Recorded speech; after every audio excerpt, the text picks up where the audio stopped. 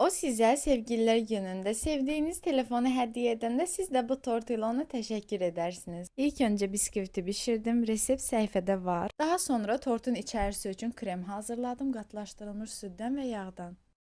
Və başladım tortu yığmağa. Arasına banan da düzdüm. Bu ikili çox dadlı olur.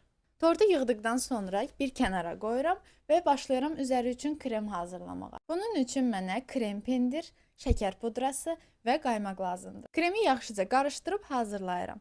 Onu qeyd edim ki, mən bütün sifarişlərimdə bu kremdən istifadə edirəm. Krem hazır olduqdan sonra tortun üzərinə incə bir lay çəkirəm.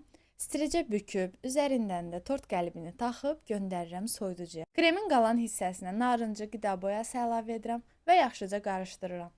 Kremin yarısını krem torbasına əlavə edib tortun üzərini düzləşdirmək üçün ayırıram. Kremin digər yarısını da iki hissəyə bölüb tortun üzərinin bəzəyi üçün ayırıram.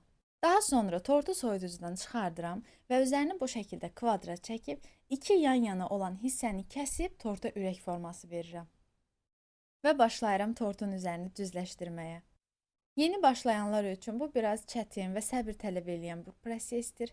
Əgər nəsə alınmırsa, soyuducuya göndərin, özünüzdə biraz dincəlin, daha sonra davam edin.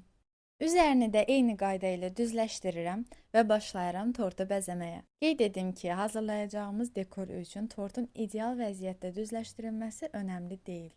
Tortu bəzəyib bitirdikdən sonra üzərinə içərisi üçün istifadə etdiyim kremdən yazı yazıram. Və tortumuz artıq hazırdır. Ümid edirəm bəyəndiniz. Sonda onu qeyd etmək istəyirəm ki, əgər sevdiyiniz sağlamdırsa və yanınızdadırsa, bu artıq özü çox böyük bir hədiyyədir. İzlədiyiniz üçün təşəkkür edirəm.